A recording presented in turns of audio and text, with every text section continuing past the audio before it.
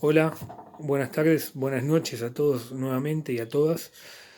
Hoy vamos a hablar de potabilización. Ya estuvimos viendo en las clases anteriores lo que eran las fuentes de agua y para acotarlo a nuestra región dijimos que tenemos dos fuentes de agua muy importantes. Una es el Río de la Plata y otra es el Puelche. Algo importante que hay que tener en cuenta para gestionar el agua en principio es parámetros de diseño. ¿A qué población voy a abastecer? Después, ¿qué fuente de agua tengo? ¿Qué productividad tiene esa agua? ¿Qué contaminantes tengo en el agua? En base a eso yo voy a diseñar mi planta potabilizadora. Cuando hablamos de potabilización, hablamos de llevar el agua a una calidad aceptable para el consumo humano, porque los usos de agua también definen qué tratamiento le voy a hacer al agua. Y obviamente dentro de eso tengo que cumplir con la normativa para que el agua sea apta para el consumo. O sea, eso lo define la normativa vigente. En el caso de nuestra región es el marco regulatorio de la ley 26.221, que es la aprobación del marco regulatorio de agua y saneamiento. Ahora bien, como bien dijimos, tenemos que evaluar la fuente, qué contaminantes tiene la fuente y qué población voy a abastecer. Bueno, las dos fuentes que mencionamos tienen una muy buena productividad. Obviamente el Puelche no lo puedo explotar para abastecer a toda la región porque lo voy a terminar agotando. El Río de la Plata tiene un caudal promedio de 22.000 metros cúbicos segundo, con lo cual tengo una cierta capacidad para tratar. Ahora bien, si nosotros empezamos a pensar en la cuenca del Plata en su conjunto, vamos a observar que el Río de la Plata tiene un color medianamente marrón. Y eso tiene que ver que no es un color del agua, sino que es turbiedad. Esa turbiedad está formada por coloides.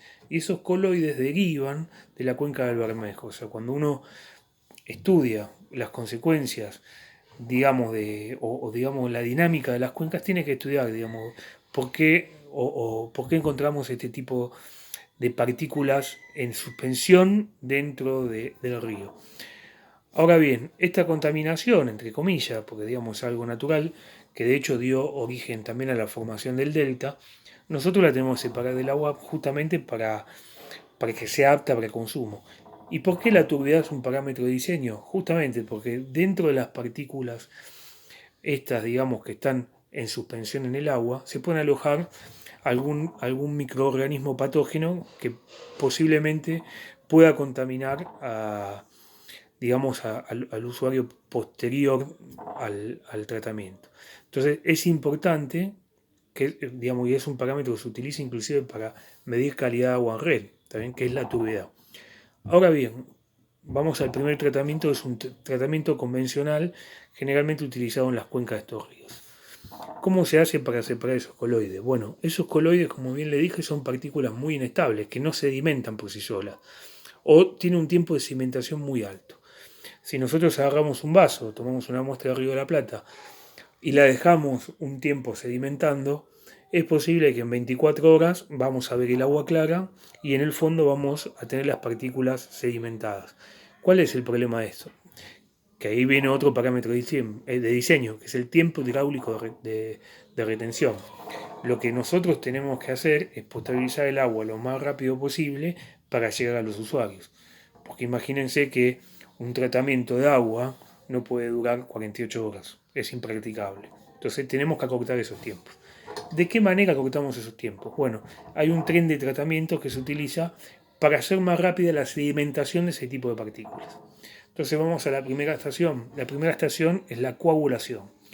¿De qué se trata la coagulación? Justamente de meter policloruro de aluminio, sulfato férrico, algún elemento que lo van a buscar que ayude a que esas partículas se estabilicen y se empiecen a agrupar. Entonces vamos a tener un coloide totalmente inestable que, digamos, lo que voy a hacer es empezar a que se asocie con otros coloides y empiecen a formar algo un poco más grande. Eso se efectúa la coagulación a través de una mezcla rápida. Después voy a pasar a una mezcla un poco más lenta y le voy a meter lo que se llama un floculante. Entonces, lo que voy a generar con ese floculante, que de esto pase a esto, que haga esto. ¿Está bien? Lo trato de hacer lo más gráfico posible. Lo que hago es un floco, o sea, una especie de barro, ¿está bien? Unido electroquímicamente.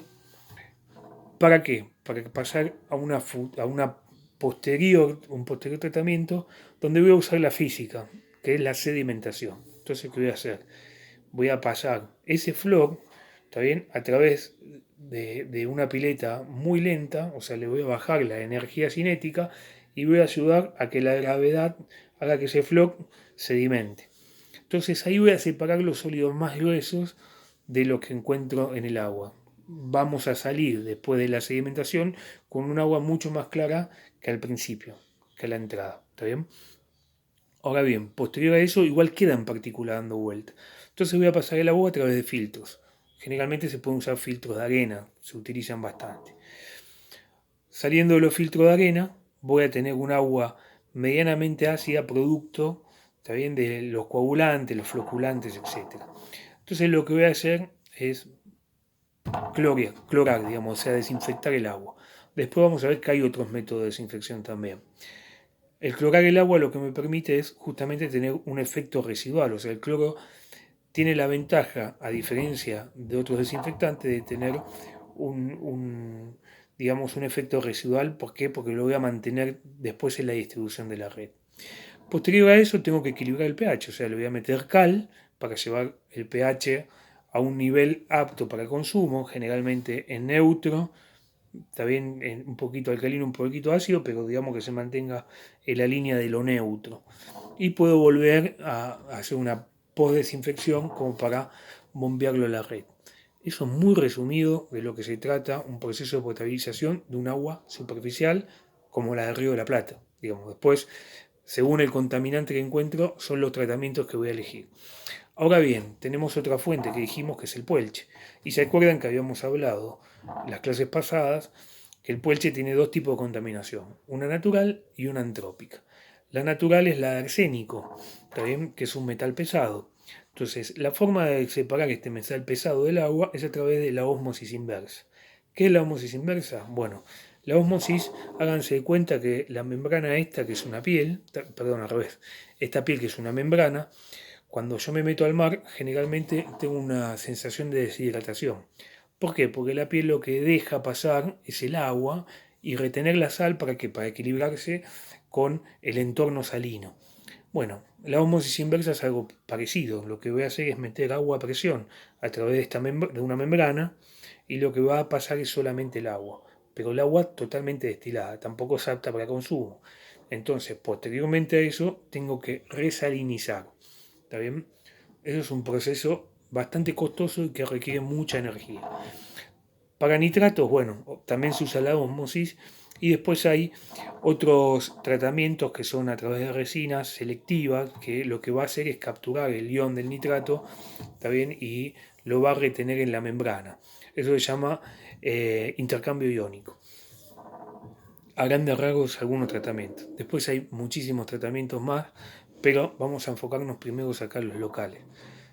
Si les interesa el tema, sigan ahondando, busquen qué tipo de desinfecciones hay, van a encontrar desinfección ultravioleta, van a encontrar desinfección por ozonización, van a encontrar por cloro, etcétera, etcétera.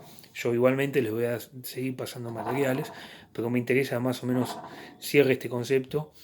Busquen en las páginas de AISA, que también está el proceso muy esquemático, muy sencillo de cómo se hace un tratamiento de agua convencional.